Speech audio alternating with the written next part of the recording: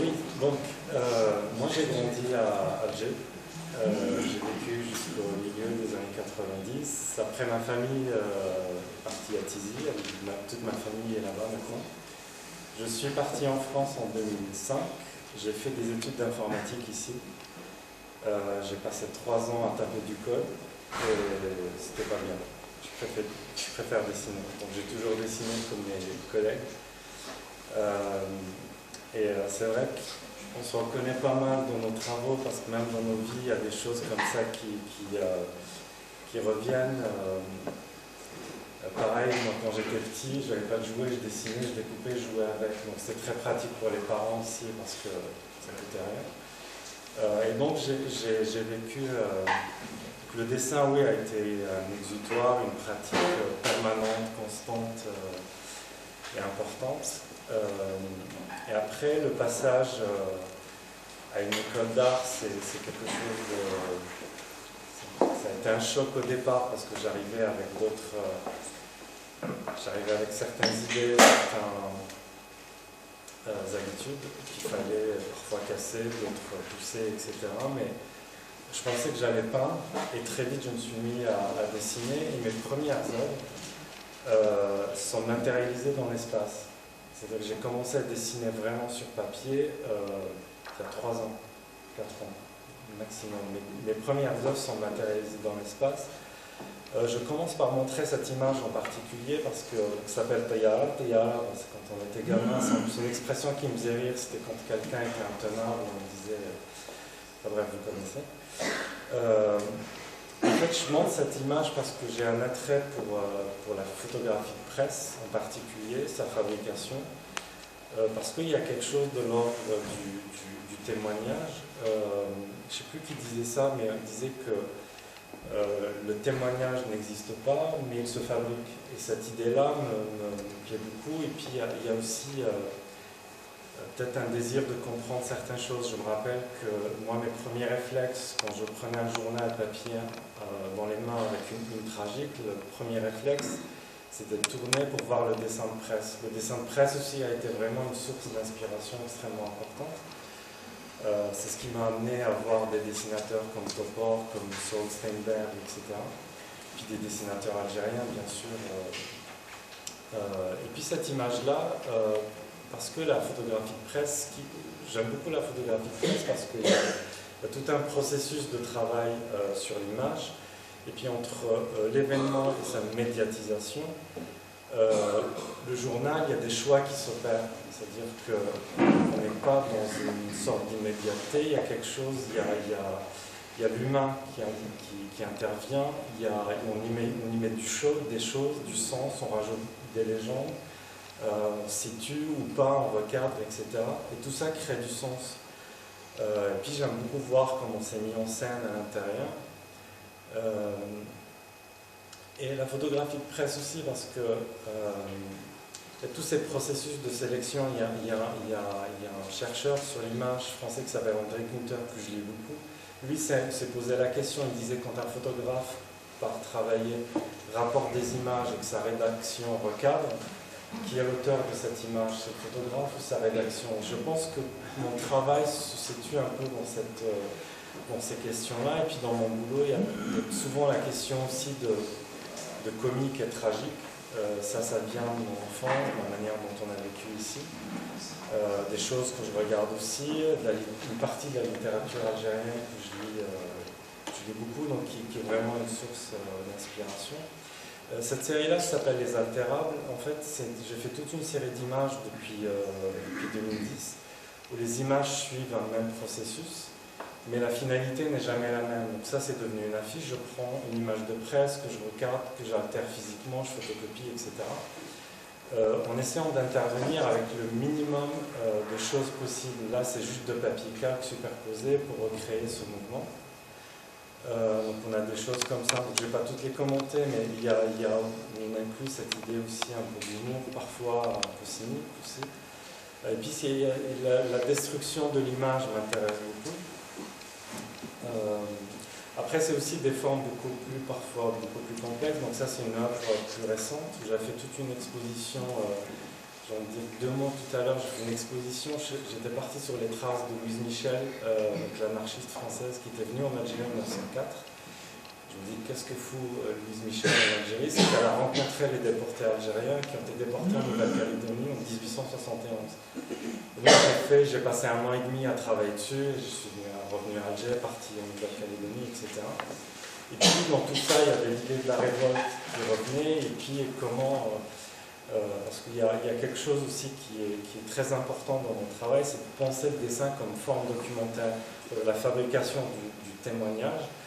Et du coup, on est dans des formes de récits. J'ai fait toute une exposition autour de ça, et le défi dès le départ, enfin le parti pris plutôt, c'était de se dire comment raconter l'histoire, des événements, des faits, uniquement par l'art, sans mettre des archives, sans mettre des entretiens filmés, de faire des tentatives comme ça, parce que j'ai tout, et d'en assumer l'échec éventuel, parce que je me disais aussi, c'est que j'aime beaucoup l'idée de l'échec, parce que je trouve parfois dans l'échec, dans les actions vaines, il y a peut-être des choses qui sont dites, qui pourraient être dites, sans que ça soit littéral ou dit de manière autoritaire. Et donc, par exemple, là, c'est un dessin qui est tenu par une règle, et la règle, pour moi, c'est l'incarnation de la norme, de l'autorité. Et donc ça, c'est le détail du dessin. Je vais passer un peu. Donc ça, c'est une autre série qui s'appelle Mémoire potentielle. En fait, c'est une variation autour d'une seule image que j'ai récoltée dans la presse, avec 5 scénarios possibles, et avec des interventions, une altération de l'image par physiquement, que je photographiais, je dessinais dessus, etc. Et donc j'ai généré 5 scénarios possibles en incluant le hors-champ, et puis d'autres choses propres, des recadrages, etc. Je vais un peu vite. Et cette série-là, en fait, cette série-là a donné aussi naissance à des formes... Moi, j'aime bien parler de formes dessinées. C'est vraiment comme ça que je réfléchis. En fait, ça devait être un film. J'ai une bourse pour faire un film qui devait durer 7 minutes, où je devais travailler sur des photographies de presse via différents filtres, l'altération de l'image, rajouter du témoignage sonore à des images muettes, a priori. Enfin, différents filtres comme ça. Sauf que j'ai compris que pour moi, quelque chose qui a un début et une fin, c'était vraiment pas mon truc. J'aime beaucoup l'idée de la boucle, quelque chose qui est entre deux. Et du coup, c'est devenu plusieurs installations.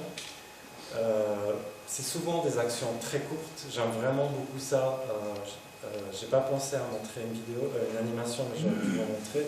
J'aime beaucoup les actions très très courtes. Par exemple, j'ai fait une animation où il y a quelqu'un qui essaie de mettre un bulletin de vote dans une urne, sauf qu'il le met à côté de la fente. Et quelqu'un d'assez corpulent l'applaudit. Et ça tourne en boucle. Ce qui fait qu'il n'arrive jamais à mettre son bulletin. Et donc l'action dure je sais pas, 20 secondes. Mais la répétition la fait basculer dans quelque chose de tragique, alors que l'idée, enfin l'action de départ, elle est grosse. La temporalité, le déroulement des choses amène le tragique petit à petit. Il n'est pas livré comme ça je me méfie du spectaculaire et des choses comme ça qui sont trop bavardes d'un coup. Je préfère toujours avoir une espèce de recul pour lire les choses. Alors donc ça, c'est le détail de l'animation. Et puis un jour, je me suis mis à dessiner. J'ai toujours plein de papiers calques qui traînent à l'atelier. Par accident, comme ça, beaucoup de mes travaux naissent par accident, et je me suis mis à composer des scènes qui ont peu de chances de se produire. Mais tout est plausible en fait, parce que les échelles correspondent à peu près, mais si on regarde de très près, on voit qu'il y a peut-être un truc qui cloche au niveau de la perspective. Et tout ça, en fait, après ça se complexifie. Donc ça a été d'abord des petites choses, vous voyez ça, c'est un format A4. Et toujours cet espace blanc, je suis vraiment fasciné par la légèreté. Et c'est quasi obsessionnel chez moi, c'est comment faire de l'art avec le minimum de choses possibles. Et toutes mes expositions, j'essaie de les penser les plus légères possibles, même si le contenu est tragique ou assez lourd. Et donc, ça a évolué jusqu'à arriver à cette série-là qui est assez... en fait, c'est quasiment la série par laquelle mon travail a pu circuler. on va dire de manière beaucoup plus étendue. Et c'était aussi la première fois où j'utilisais la couleur. Ce qui est assez drôle, c'était avec mon tout premier galeriste à Paris. Et un jour comme ça, il m'a lancé un gros message subliminal en disant: t'as jamais pensé à utiliser la couleur? Je dis non, ça m'intéresse pas. Et 2 mois après, je reviens avec ce dessin et une série est née. En fait, tous les éléments, tous les personnages sont piochés dans différentes coupures de presse, parues à différentes dates, parfois de différents pays. En fait, parce que je les collecte, des amis m'en ramènent quand ils passent. Moi, chaque fois que je vais quelque part, j'en achète aussi. Donc ça finit par en faire beaucoup à l'atelier. Quoique maintenant, je commence à m'en détacher un petit peu, parce que je pense que je commence à faire un espèce de burn-out par rapport à les images de presse. Enfin voilà, je vais un peu vite, je ne vais pas tout montrer. Donc voilà, après vous voyez, il y a la dimension de l'absurde et des actions impossibles. Par exemple, ce personnage-là, pour avancer, il a ce saut qui bloque son pied. Et puis après, je suis incapable de vous expliquer pourquoi c'est ça. C'est des choses qui arrivent par accident. Voilà. Donc ça, je montre ça, par exemple, c'est l'un des derniers dessins que je viens de faire. J'ai fini à moi. Puis voilà, il y a l'évolution aussi dans les formats, et puis il y a aussi, ce que j'ai oublié de dire, c'est que dans mes dessins, vu que les personnages viennent de contextes différents, pour moi la rencontre de tous ces contextes s'annule, d'où cet espace blanc qui est pour moi un nouveau contexte. Et j'ai fait quelque chose, j'ai fait l'inverse, j'ai fait une série qui s'appelle les maquettes, aussi des maquettes absurdes. J'ai fait la maquette d'un incendie par exemple, ça sert à rien. La maquette d'une frontière, la maquette d'un accident, je sais pas, une éolienne qui se bloque sur un château d'eau par exemple, sur des territoires perdus comme ça. Cette fois c'est un contexte absurde que je livre, sans les corps. Puis il y a toute une série aussi autour de l'architecture. À côté de mon atelier, il y a, je sais pas comment on peut dire la parole, il y a une espèce de quartier écolo qui sont en train de construire avec à chaque fois des panneaux publicitaires pour faire de la pub, sauf que ça ne marche pas parce qu'il y a des supermarchés immenses à côté, donc aucun commerce prend. Et je me disais, ça serait beau, au lieu de ces panneaux publicitaires qui mettent la 3D en avant, si on mettait des dessins d'architectes. Parce qu'on est déjà dans l'interprétation de l'espace. J'ai fait toute une série, on voit des panneaux avec des faux dessins d'architectes, j'ai tout inventé, et puis des scènes fictionnelles qui se passent à côté. Je finis par ça. Donc ça, c'est parmi mes premières œuvres où le dessin se matérialise dans l'espace. Donc ça, en fait, c'est 50 animations, une cinquantaine d'animations projetées sur des cubes en papier 4. Chaque animation a son propre rythme, a sa propre durée. Et ce sont des choses que j'ai collectées sur 5 ans dans mes carnets. Certaines choses, je suis incapable de vous dire ce que c'était, je ne me rappelle plus. Et j'ai tout mis superposé côte à côte. Et ce qui est très fort avec le papier 4, c'est que vous projetez dessus quelque chose d'assez violent, mais sa texture, la lumière, on voit quelque chose d'extrêmement doux. Ce qui fait que l'approche est toujours faite comme ça, de manière par escalier presque. Donc ça, c'est un détail. Ça, c'est une autre installation qui était vraiment très importante aussi dans mon parcours. C'est une œuvre qui s'appelle 1000 villages, où j'ai travaillé sur les 1000 villages socialistes algériens. J'ai travaillé avec, je crois que certains d'entre vous connaissent, c'est un urbaniste et sociologue qui s'appelle Jafar Lasbot, avec qui j'ai bossé pendant plusieurs mois, qui a fait je fais une parenthèse, il a fait sa thèse sur le sujet, et son livre sur la question est absolument fascinant. Donc, difficile à trouver, mais si vous pouvez le trouver, je le conseille parce qu'il a documenté de manière admirable absolument tout. Et sur vous vous rappelez de ces cahiers peut-être, certains d'entre vous. Moi on a écrit sur ça, la qualité est tellement pourrie, vous mettez devant que vous fringuez 4 pages. Mais ce qui m'a plu, c'est cette couverture-là, ce rêve socialiste algérien qui s'est effondré. Mustaqbel comme ça qui a annoncé. Et Jafar, quand je bossais avec lui, il m'a remis un paquet d'archives. Et je cherchais une entrée pour le sujet. Et dans ces archives, en fait, c'est des photocopies d'articles de presse. Et c'est des photocopies qui dataient des années 70 et 80. Et ce qui était fascinant, j'ai commencé par ça. je suis tombé sur cette image ici. Et je voyais, c'est un fantôme d'image, et je vois village socialiste vers une vie nouvelle. C'est-à-dire que sur cet article, la seule façon de lire l'image, c'est sa légende. C'est-à-dire que je suis obligé de la croire, la légende. Et ce que j'ai fait un truc très simple en fait, c'est que j'ai mis la couverture et j'ai ouvert des doubles pages. À gauche, c'est la partie utopique, ça c'est les vrais plans des maisons, des villages socialistes. Là, c'est une portion de terre totalement fictionnelle que j'ai inventée.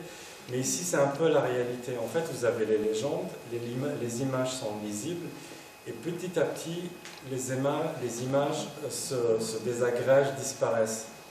Et puis, on tombe sur des choses cocasses. Ici, on ne peut pas lire, mais ici, il y a marqué, la première pierre a été posée à 10 km de l'endroit initial. J'invente rien, c'est comme ça. Donc ça, c'était dans la presse algérienne de l'époque. Et donc voilà, jusqu'à arriver à cette image où on a un fantôme d'image, et pour moi c'était au fond le fantôme du projet en fait. Voilà, donc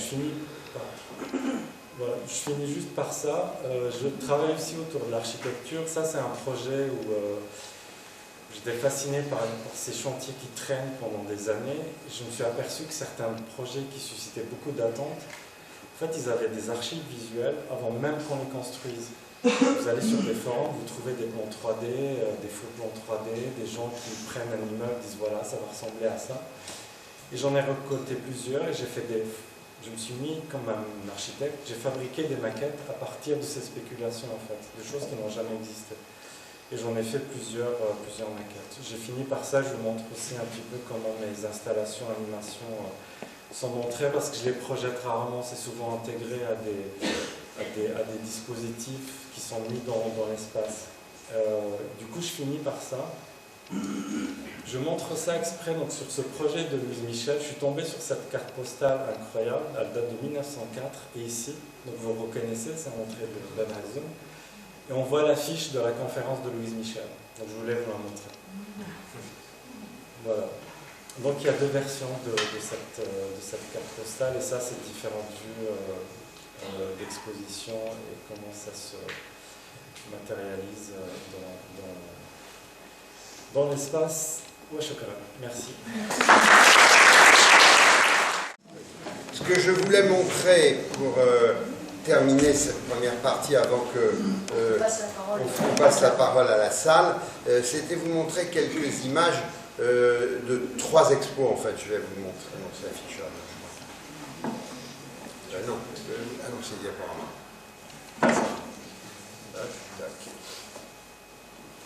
Donc, je vous ai parlé de ce salon créé en 2008 qui va connaître donc sa 14e édition à la fin du mois de mars à Paris, au Carreau du Temple. Et je voulais simplement vous montrer comment, effectivement, d'une part, à travers un salon, donc comme une foire d'art contemporain, style foire internationale d'art contemporain, la fameuse FIAC que l'on connaît bien à Paris, ce salon, maintenant, connaît une certaine notoriété, et on peut le dire internationale. Il y a toujours eu le souci, à l'intérieur de ce salon, de créer une exposition, que je disais toujours, le prétexte culturel dans une foire marchande.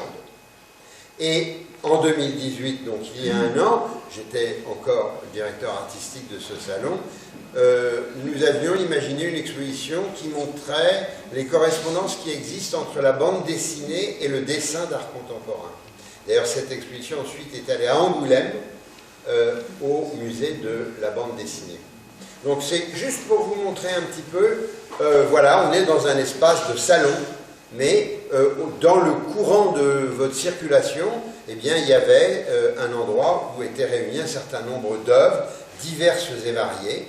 Hein, vous voyez par exemple à droite, vous avez un élément plutôt un peu de sculpture, ça nous met en directe relation avec le travail qu'on vient de voir. Ceux qui connaissent éventuellement l'artiste, l'œuvre ici est une œuvre de 58 d'un artiste qui s'appelle Héro, qui est un artiste islandais magnifique et très important, aujourd'hui âgé de 85 ans. Ici une œuvre de Gilles Barbier. Donc ça, ce sont des artistes plasticiens, mais vous aviez un artiste de la BD qui faisait des opérations sur Facebook en direct par la borne interactive qu'on avait ici. Tous les jours, un dessin était, on pouvait le retrouver sur cette borne. Il y avait du dessin numérique. Bref, c'est pour vous montrer comme ça un ensemble. Hein. Ça, c'est en fait c'est des dessins d'un concert de Robert Combas, pour ceux qui connaîtraient le nom de cette figure de la figuration libre. Et aussi là, d'ailleurs, un dessin de Robert Combas de la fin des années 70, à côté de dessins de deux artistes de la bande dessinée, dont, avec beaucoup d'honnêteté, je veux dire, je ne me souviens plus du tout des noms. Comme ça, ça je sais que c'est Kiehlhofer, pour ceux qui connaissent bien la bande dessinée, qui est un excellent artiste.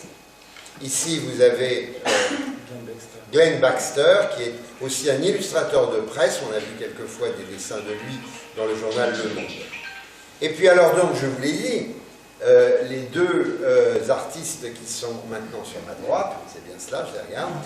Donc, je suis responsable d'un espace d'art contemporain, je suis chargé de la programmation en Haute-Savoie, et j'ai eu l'occasion d'inviter Mathieu, tout d'abord. Donc, voilà l'espace en question. Alors là, on rentre dans un espace qui est années 70, pas white cube, mais presque un peu. Mais je voulais juste vous montrer un petit peu comment j'avais eu avec Mathieu. Moi, je travaille toujours en plein accord et en plein partage avec les artistes.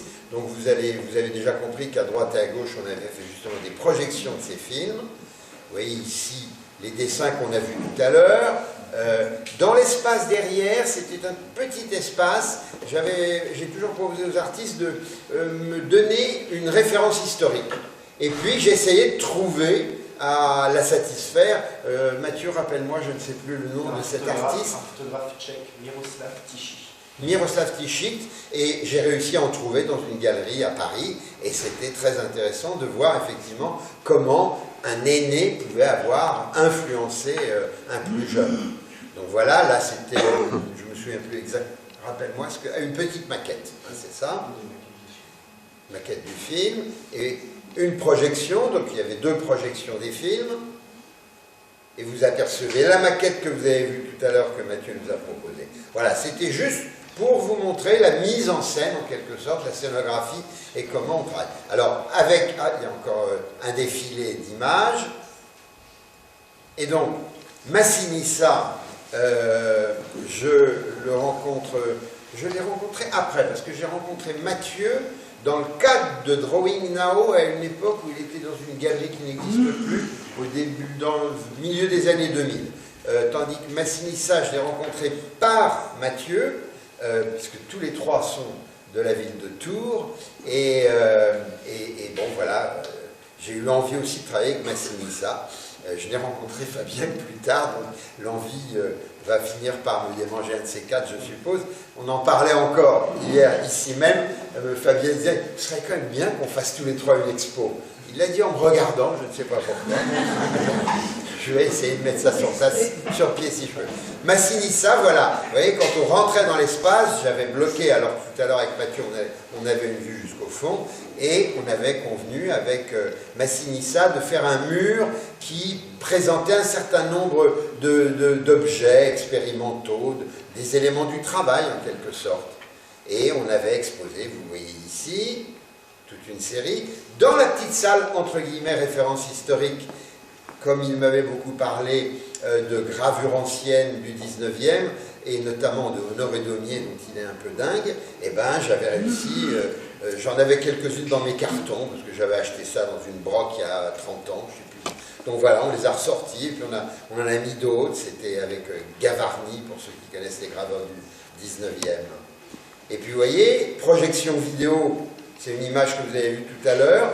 Ça, j'avoue que j'aime beaucoup ce type de proposition presque dans l'espace, un dessin dans l'espace, en même temps que sur le côté, vous avez une déclinaison de tous les dessins d'un petit dessin animé très... comment on peut dire, c'était quoi déjà? C'était la bombe. Hein, c'était fait exploser une bombe. Et puis il y avait une autre table avec... c'était les 1000 villages, mais juste une certaine partie. Une autre installation. Des maquettes. Et encore une autre projection. Et là aussi au sol, on l'a vu très rapidement. Donc voilà, le dessin en quelque sorte dans tous ces états, puisque finalement, vous l'avez compris, comme vous, je les ai écoutés très attentivement, parce que c'est là où je travaille, là où j'enregistre beaucoup de choses dans ma tête, et puis dans mon iPhone aussi d'ailleurs, pour vous le dire. Mais il y a une chose quand même qui m'intéresse, juste pour terminer, c'est que c'est vrai que c'est un mot qui est un peu à la mode, mais ça fait rien, c'est sans doute que ça a un sens particulier. Je pense que cette réunion de ce soir et les propos qu'on vient d'entendre, on pourrait les placer tout simplement sous le titre « La fabrique du dessin ». Parce que c'est vraiment au cœur même de cette fabrique du dessin que Massinissa Selmani, Mathieu Dufoy et Fabien Merel œuvrent. Merci. Des questions qui aura, si je la garde pour moi, n'aura probablement jamais de réponse. Je suis curieuse de savoir comment vous définissez la limite entre le dessin et la peinture, parce que c'est ce que je prétends pratiquer. Merci.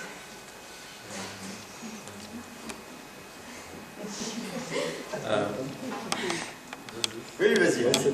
Je pense que moi, je me pose beaucoup cette question, parce qu'au départ, donc, le dessin, pour moi, c'était le crayon et la plume. Mais dès que le pinceau intervient, on est dans un rapport différent. Et je pense que la frontière entre la peinture et le dessin, finalement, je pense qu'elle n'a pas véritablement d'importance. Très souvent, j'ai beaucoup d'amis peintres et qui me disent, voilà, qui sont un peu, comment dire, prisonniers de la toile. Parce que la toile, on considère que un peintre, voilà, c'est son format, il faut qu'il peigne sur une toile. Pour moi, c'est une ineptie totale. Je trouve que justement, on est là pour briser les cadres et pour pouvoir dessiner ou peindre sur ce qu'on veut. Et finalement, moi, je parlerais plus d'œuvres graphiques que d'œuvres voilà, dessinées.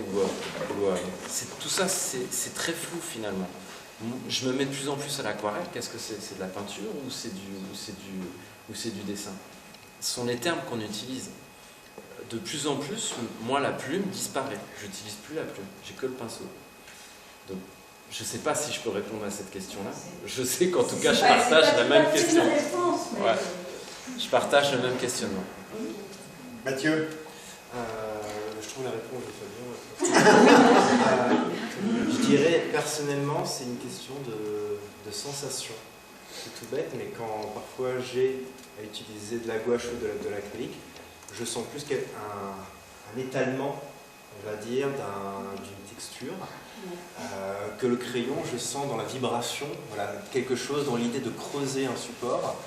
La peinture, pour moi, c'est une question d'étaler un pigment. Voilà, c'est très différent, et si bien que moi, ça me perturbe en fin de compte. Voilà. Moi, ouais, je sais pas. c'est ça. Alors, moi, je dirais la peinture a peut-être...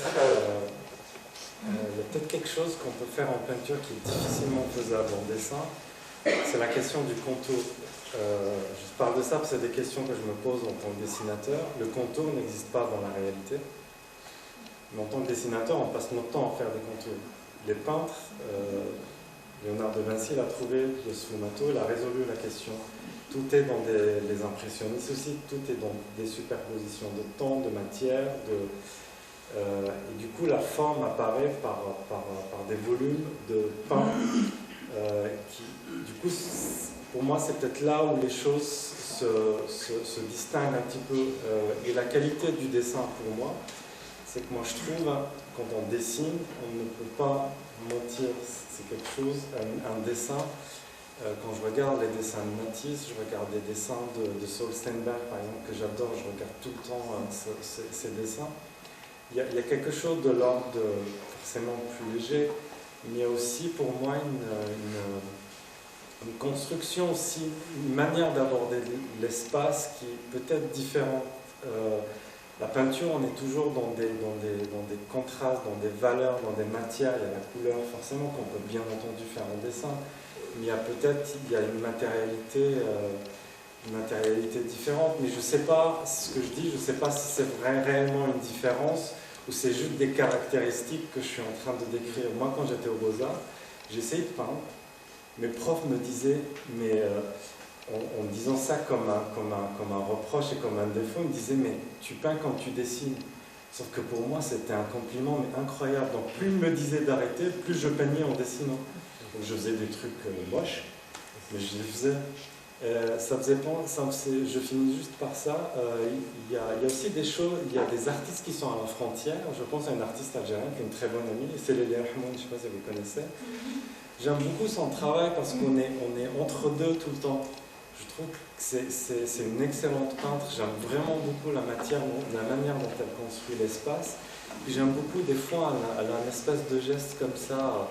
On a à la fois des choses très peintes, très denses, puis des choses vraiment de l'ordre du dessin, du trait, où un horizon est posé comme ça.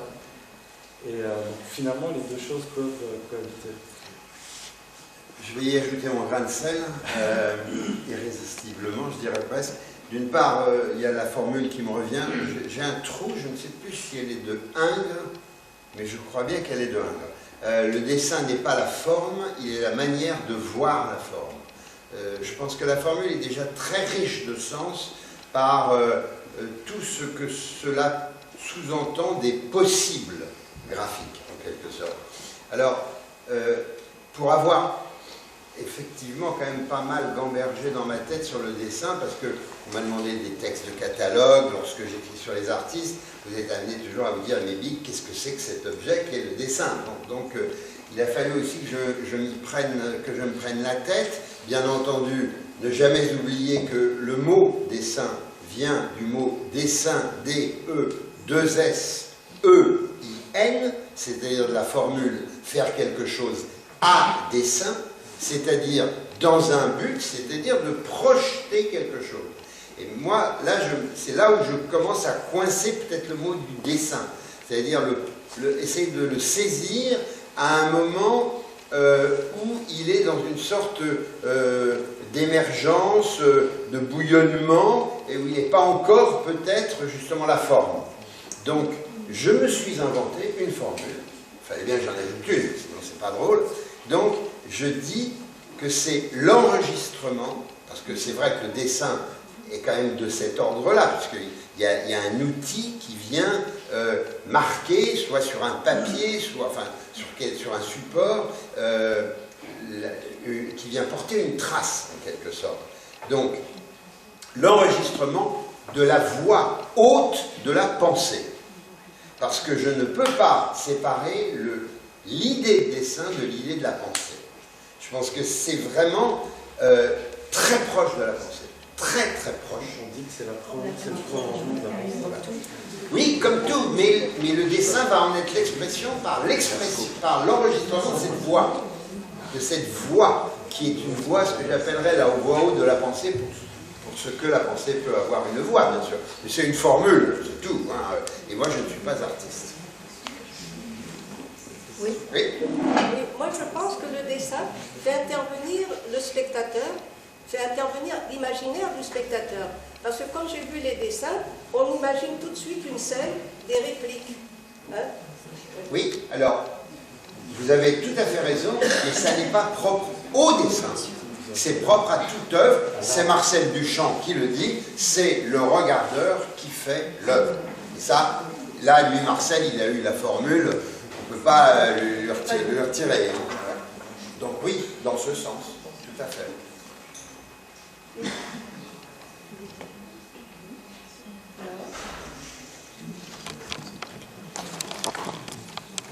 Y a-t-il des questions dans la salle? Oui. N'hésitez pas, hein. Vous voulez rebondir? Oui. Ah, monsieur. Yacine. Ok. Je voulais juste vous demander, c'est un peu dans la continuité de la question qui était avant, c'est du dessin à l'ère du numérique, parce que je vois beaucoup de papier, alors c'est pas, enfin, je suis arrivé en retard, je vais dire la faute. Pas de souci. Mais la majorité des œuvres que j'ai vues, c'est surtout sur du papier.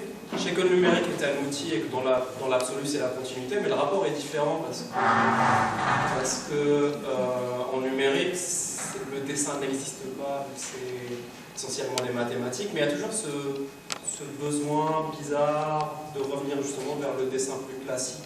C'est-à-dire que même si par exemple, si en regardant l'animation, vous avez l'animation 3D, il y a toujours ce besoin à revenir vers l'animation classique et des illustrateurs classiques et de mélanger un peu des deux et de profiter. Du coup, je voulais savoir votre rapport justement par rapport au numérique et comment ça s'inscrit tout ça dans la continuité. Je vais donner une première indication, enfin pas une indication de réponse, mais dans le contexte du salon du dessin contemporain dont je me suis occupé et dont je m'occupe encore un peu, à Drawing Now, on a toujours présenté un programme vidéographique, donc de projection, de dessin numérique, qui s'apparente, oui, quelque part, au dessin d'animation, parce que c'est exactement ça. Donc on a toujours été soucieux de cela. C'est-à-dire comment, effectivement, avec les outils technologiques contemporains, on peut exprimer cette dimension graphique. Mais je pense que les artistes ont certainement des réponses qui seront peut-être certainement plus intéressantes. Moi, je suis informaticien. J'ai fait d'abord des études d'informatique, donc j'ai tout le matos de la tablette graphique, tout ça. J'ai essayé. Alors, après, ça dépend des manières de travailler. Moi, je déteste travailler sur ordinateur parce qu'il n'y a pas d'accident. Et moi, je bouge beaucoup dans mon atelier. J'ai besoin, j'ai mon atelier, j'ai fait 100 mètres carrés parce que j'en ai besoin, parce que je m'étale dans l'atelier. Je commence sur une table, je la finis 10 mètres plus loin, mon travail. C'est des façons de travailler et qui génèrent des accidents. En fait, la moitié de mes travaux sont nés d'accidents, mais c'est des accidents... ça me fait rebondir aussi sur une autre question, c'est l'idée de la spontanéité. Moi, j'y crois pas du tout en dessin. Je trouve que ça n'existe pas, c'est juste un mythe, c'est très romantique, c'est très... même quand ça d'accident arrive, c'est pas quelque chose de spontané, c'est le résultat de quelque chose qui est en gestation depuis 10 jours, 3 jours, 3 mois, 3 ans, etc. etc. Et le rapport physique aux choses permet cette rencontre-là. Vous posez un dessin qui est là aujourd'hui, que vous avez oublié, vous retravaillez aux choses, vous superposez, vous voyez deux choses qui se rencontrent que vous n'avez jamais prévues, vous vous dites « Ah, tiens, c'est peut-être le début de quelque chose ». Moi, c'est peut-être c'est là où j'ai un peu de mal avec l'outil numérique, sachant que moi j'ai des amis qui sont extrêmement à l'aise avec ça. Et je pense que c'est des logiques de travail. Eux, c'est quelque chose de vraiment, ce côté très rationnel, posé, leur convient, sachant que certains commencent d'abord sur papier, malgré tout, et reportent. Après, ça devient autre chose. Donc, voilà, je pense. Vous parliez du cinéma d'animation, effectivement, même si dans le cinéma d'animation, il y a du cinéma 3D et du cinéma sur papier, même la production qui fait du cinéma d'animation en 3D commence par des croquis faits main. Ça, il y a une production qui est extrêmement importante, en tout cas du contact papier. Mais je pense que c'est un langage nouveau qui aura des très belles années. Je pense que c'est un nouveau langage qui est extrêmement prometteur. Par exemple, il y a une technique dans le cinéma d'animation qui s'appelle la rotoscopie, c'est-à-dire que ce sont des prises de vue réelles. À partir de là, ces images-là, on plaque un grain, enfin une image numérique. Moi, je trouve ça extrêmement lisse. Voilà, c'est ça le problème, moi, quand j'essaie de dessiner avec une tablette graphique. Alors, ce qu'il y a d'atroce, c'est de voir que pendant des jours et des jours, j'avais ce réflexe toujours avec la tablette graphique de regarder ma main, alors qu'il faut regarder directement l'écran, donc ça c'est totalement perturbant. Tout dépend de ce que l'on fait. Mais c'est surtout, je pense que pour l'instant, je vois ces outils prometteurs, c'est ce que je disais, parce qu'on évoquait justement les grottes de Lascaux, entre Fabien, enfin tous les trois. J'ai fait une résidence d'artiste il y a 2 ans en Dordogne, aux îles Taillac, près des grottes de Lascaux, où ils ont invité un artiste pour essayer de voir comment un artiste contemporain peut revenir à la source, là où nos ancêtres ont créé les premières images, et en faire tout un travail. Et au moment où j'ai débuté la résidence, il y a eu l'ouverture du Lascaux 4, où ils ont pu reconstruire des facsimilés de parties totalement inédites aux spectateurs. Et surtout, il y a une technique très très belle, justement, pour essayer de refaire justement je m'exprime très très mal, pardon. au niveau des facsimilés, ils ont demandé à des artistes de reproduire vraiment à la précision vraiment les peintures des animaux. Et ils ont utilisé une technique d'enregistrement de captation. J'ai oublié le nom, ne m'en voulez pas. Et ça a permis vraiment d'avoir la texture précise avec aussi le grain du mur et surtout au niveau de la déformation, parce que parfois on a des très très belles formes, tout comme le cheval retourné, d'avoir à l'exactitude vraiment voilà, pour avoir vraiment presque l'original en version numérique. Il y a beaucoup, on connaît beaucoup plus justement les immersions avec les casques 3D qui nous permettent justement, et là je trouve que c'est intéressant. Pour l'instant pour moi ça reste plus un jeu vidéo encore, ça reste plus dans l'ordre du spectaculaire, mais je pense qu'avec le temps, peut-être qu'on arrivera à trouver la bonne combinaison entre vraiment l'objet réel, on va dire, et le pigment, vraiment le résidu pigmentaire, et de voir comment le numérique peut le transmettre autrement. Fabien, tu veux les dire? Alors, pardon. Moi, ce qui me manque dans le numérique, c'est le danger. Il n'y a aucun danger. Et c'est ça qui me fait vibrer dans le dessin, c'est le fait de me dire, si je me plante, c'est 2 semaines de foutu. Et dans le numérique, il y a cette option qui consiste à effacer, à recommencer autant de fois qu'on veut. Et ce que j'aime dans cette dimension-là, c'est que je pense que ça apporte de la valeur à ce qu'on fait. L'idée de se dire que sur une feuille, pendant 2 semaines, parfois 1 mois, parfois 3 mois, sur certains dessins que j'ai pu faire, ben voilà, j'avais pas le droit à l'erreur, et je trouve que, enfin, on a le droit à l'erreur bien sûr, mais je veux dire, je trouve que ça me fait vivre un peu la vie de manière un petit peu plus intense. Voilà, on a les dangers qu'on peut, quoi. Mais c'est ça. Et si demain on me met une tablette graphique, on me dit tu vas faire un dessin et ça, je pense que d'un seul coup, ça va, je veux dire, l'âme de ce que j'aurais envie de révéler disparaîtra. Peut-être que je me trompe, peut-être que demain on inventera des procédés qui effectivement me permettront, voilà, de sentir un petit peu de risque. L'échec est important, c'est-à-dire que le fait, demain je veux faire un paysage dans la brume, mais je vais me planter 15 fois avant d'y arriver, même plus. Mais de ça, je vais trouver quelque chose qui m'est propre, ma façon à moi d'écrire la brume. Dans le catalogue de toutes les actions qu'on peut faire sur une palette graphique, je vais trouver en 10 secondes l'idée de faire la brume. Effectivement, ce sera la même que beaucoup de gens autour. Donc c'est un problème, mais je pense que ça peut se résoudre. C'est-à-dire qu'au fur et à mesure, on aura une multiplicité d'approches qui permettront d'individualiser le rapport à ça. Mais voilà, pour l'instant... Ça me fait penser à autre chose. Pour le cinéma, par exemple, moi j'ai vu un travail de deux vidéastes, je crois que c'est un couple, il y a quelques années. Ils ont fait un documentaire, mais dans la vie virtuelle. Je crois qu'il y a un jeu qui s'appelle Second Life ou un truc comme ça. Ils se sont inscrits. Et donc il faut gagner de l'argent, on peut organiser des élections, des concerts, enfin tout ce qu'on veut apparemment. Et c'est un peu, mais pour vivre, il faut évoluer, il faut gagner de l'argent. Donc ils ont fait un documentaire numérique et leur premier boulot, ils s'étaient mis à danser, ils ont créé un avatar, ils ont dansé dans un bar ou un truc comme ça pour gagner de l'argent. Ils ont filmé tout ça et tout ce qu'on peut faire dedans. Enfin, ils ont filmé, non, ils ont juste fait des captures d'écran, je ne sais pas comment on fait. Enfin, je sais, mais quand même. Et donc, du coup, voilà, c'est-à-dire que le chemin inverse aussi peut se produire, c'est-à-dire qu'on génère aussi de l'image filmée, mais à partir de quelque chose qui n'existait pas dans la réalité. Alors, c'est peut-être ça, c'est-à-dire que alors, quand on dessine sur papier, le truc, il est là. Peut-être qu'on est fétiche aussi, on aime bien les autres. Après, il peut y avoir une énorme de vraie création. Ça s'est vu avec les films, avec les téléphones, etc. Oui. Donc après, il y a un génie qui veut faire quelque chose avec la banalité. Et ce que je crois qui est quand même très commun, en tout cas à ces 3 artistes, mais pas simplement, c'est oui, et c'est surtout la relation au temps. La relation au temps. Et je dois dire que je vais changer la formule qui m'est très chère et que je me suis inventée pour la peinture, qui est le luxe de la peinture et de prendre son temps et celui de l'artiste, de lui donner le sien. Et ben voilà, c'est l'inverse.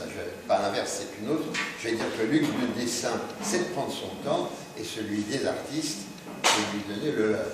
Ça, c'est important. La question de la temporalité est quand même quelque chose qui est effectivement un vecteur essentiel. Voilà. Une autre question? Oui. Fatima. Merci. Ma question vise enfin à élargir un petit peu le spectre de la discussion. On a vu quand même 3 expériences concernant les pratiques du dessin et vous avez aussi parlé de l'art numérique ainsi que la numérisation de l'art. Je voudrais bien savoir s'il y a d'autres nouvelles pratiques de dessin. La performance. Voilà. La performance. Voilà. Rendez-vous au Salon du Dessin fin mars à Paris. Et vous verrez notamment toute une série d'événements qui vont mettre en exergue le fait qu'une forme de dessin procède de l'acte performatif. Donc, de la mise en jeu, si vous voulez, d'un protocole de travail que l'on pourra peut-être placer sur le vecteur du rituel, voire du cérémoniel, pourquoi pas, je ne sais pas, on va bien voir. Mais la performance en tant qu'outil, en tant que médium, va être là mis en valeur. C'est une des formes. Mais peut-être ils ont d'autres réponses à vous donner. Qu'est-ce que tu veux dire quand les gens vont danser et dessiner en même temps? C'est pas moi l'artiste. Non, je Grosso modo. Ça peut être par exemple ça, le rapport à la chorégraphie. En performance, ça fait penser à une œuvre emblématique de Francis Alice qui a trimballé un bloc de glace à Mexico, je crois. Donc le bloc de glace trace une ligne, et du coup le bloc de glace fond au fur et à mesure. On a un tracé, donc c'est une ligne, c'est un dessin, mais qui est un dessin qui ne dure pas, qui est visible que pendant un certain temps. Et l'outil même de fabrication de ce truc se désagrège en même temps que l'œuvre se fait. Alors pour rebondir et alimenter rebondir parce qu'il me fait penser à cela, en 1967, c'est pas hier, hein, un demi-siècle, l'artiste britannique Richard Long crée une œuvre qui s'appelle A Line by Walking, une ligne en marchant. Donc vous avez un document de cette performance qui est une photo, c'est l'acte enregistré, l'enregistrement pas de la voix mais de la marche, et c'est une ligne qu'il a faite en marchant, c'est-à-dire qu'il a évidemment écrasé le terrain pour tracer cette ligne. Il a fait la même chose par la suite dans toutes sortes de considérations, et il y a une très belle œuvre qui a pour matérialité la photographie, c'est A Line in the Himalaya, 1975. Il est allé dans le massif de l'Himalaya et face, dans l'angle de vue de l'Everest un peu lointain, il a déplacé des pierres pour qu'il constitue une ligne blanche qui est dans un paysage de montagne. De toute évidence, quand vous voyez ça, vous dites, ça, c'est pas la nature. Mais c'est un dessin. Mais c'est un dessin. Il y a aussi il y a Rauschenberg qui a effacé. Alors Rauschenberg qui a effacé. Alors ça c'est encore une autre histoire. Il a effacé, histoire. il a demandé à un autre artiste. À De Koning. À De Koning, il lui a dit donne-moi un dessin que je vais effacer. Voilà. Robert Rauschenberg. Alors attends, on peut jouer. Non mais attendez, je vais vous raconter une histoire qu'il ne sait pas parce qu'il n'était pas dans l'expo. D'accord. Rauschenberg effectivement demande à De Koning, Willem De Koning, qui est une très grande figure de l'art abstrait expressionniste, et Rauschenberg ne peut pas, donne-moi un dessin, il lui donne un dessin, et il l'efface comme un geste de création. Après tout, pourquoi la création? Et dans l'exposition que j'ai faite à Thonon-les-Bains, qui s'appelait Le dessin autrement, j'ai présenté le travail d'un artiste jeune, de leur génération, qui sont donc jeunes, qui s'appelle Nicolas Agnello, parce que j'ai craqué devant cette idée.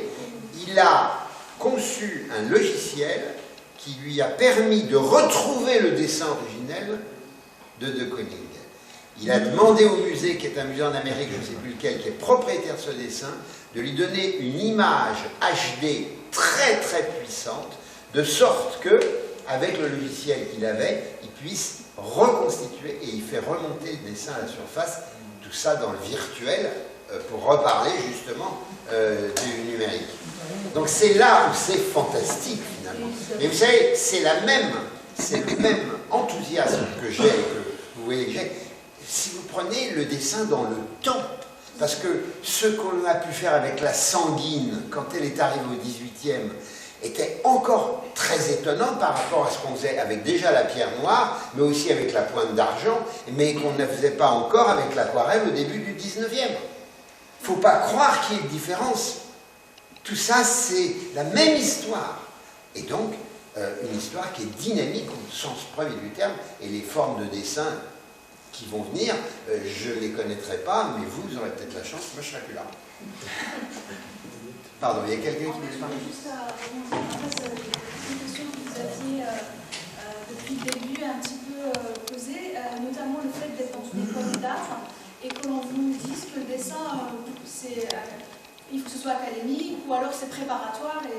Et ça me rappelle qu'il y a 10 ans déjà, nous avions reçu un artiste en résidence qui s'appelle Abdelkader Bichama, qui était dans le dessin. C'est un ami à Karen ou 4. Et il a corsé le truc en disant on va faire un atelier sur l'absence. Donc ça me rappelle un peu.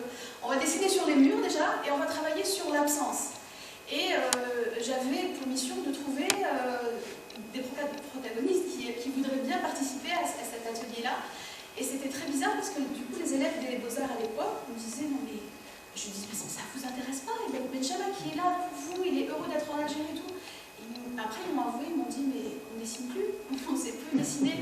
Et du coup, on a changé. Alors, on en avait quelques-uns qui dessinaient superbement bien, et on en avait d'autres, donc on a discuté ensemble et on s'est dit, et si on faisait un atelier, comment intégrer cet atelier en ne sachant pas dessiner? Et on a eu quelques courageux qui sont arrivés avec une sorte d'écriture automatique. Est-ce du dessin ou pas finalement? Donc ils savaient dessiner. Mais c'est ça. Voilà. Et en fait, vos réponses ont anticipé ça parce que finalement la marche, laisser une trace, c'est quelque part finalement dessiner. Donc je profite de ce moment-là pour dire à vous tous et puis à Wassila, merci infiniment pour ce moment. J'étais venue tout à l'heure avec 2 petites élèves du collège qui ont dû rentrer avant, mais qui ont... C'est un luxe vraiment de vous avoir auprès de nous et de vous entendre d'abord. Voir vos dessins, de vous entendre, et d'entendre quelque chose de très important, un peu comme les fêlures des dessins, c'est de dire, je vous présente ça, mais je ne sais pas si c'est fini, c'est en cours.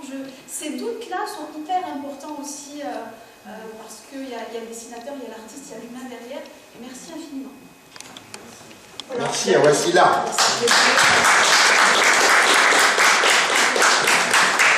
Et à vous. Voilà, on va se quitter. Merci beaucoup.